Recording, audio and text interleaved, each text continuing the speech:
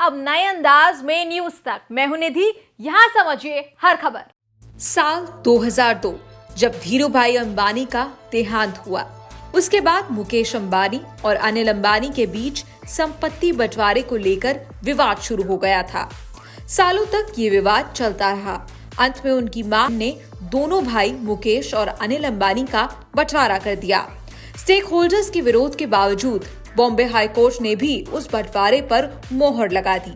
चूंकि एक बार अपनी आंखों के सामने मुकेश अंबानी ये सब होता देख चुके हैं, इसीलिए अब की बार कमान अपने हाथ में लेते हुए वो अपनी विरासत सौंपने के लिए रिलायंस इंडस्ट्रीज के बंटवारे के लिए एक मजबूत प्लान पर काम कर रहे हैं।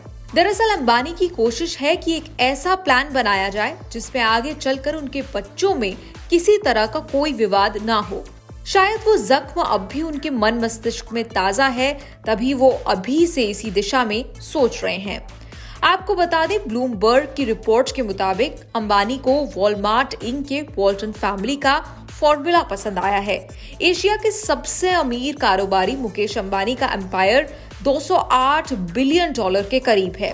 माना जा रहा है कि मुकेश अंबानी अपनी दौलत को एक ट्रस्ट को ट्रांसफर करेंगे। रिपोर्ट के मुताबिक इस ट्रस्ट के पास रिलायंस इंडस्ट्रीज का मालिकाना हक होगा। कहा गया है कि ट्रस्ट में मुकेश अंबानी, पत्नी नीता अंबानी, तीनों बच्चे अनंत, ईशा और आकाश का स्टेक होगा। ये भी बताया गया कि अंबानी के कुछ खास लोगों को ट्रस्ट का एडवाइजर अपॉइंट किया जाएगा। रिपोर्ट में कहा गया कि मुकेश अंबानी कई सालों से सक्सेशन प्लान तैयार कर रहे हैं। यहाँ तक कि वो दुनिया भर के अमीरों के सक्सेशन प्लान की स्टडी भी कर रहे हैं। इसमें वॉल्टन फैमिली से लेकर कोच परिवार तक शामिल है।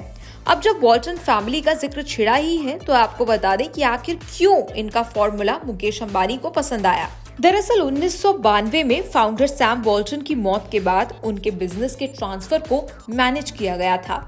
वॉल्टन ने 1988 से ही कंपनी के रोजाना के बिजनेस को मैनेजर्स के हाथों में सौंप दिया था। इसके बाद इसकी मॉनिटरिंग करने के लिए एक बोर्ड बना दिया गया था।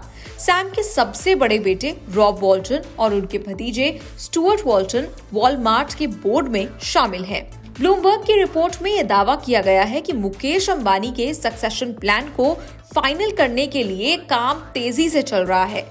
रिपोर्ट की माने तो बोर्ड में अंबानी परिवार के जो सबसे करीबी लोग हैं वो भी शामिल होंगे। रिलायंस कंपनी एक प्रोफेशनल मैनेजमेंट के जरिए चलेगी। आपको बता दें, रिलायंस का कारोबार रिफाइनिंग, पेट्रोकेमिकल्स, टेलीकॉम सहित रिटेल और ई कॉमर्स में है।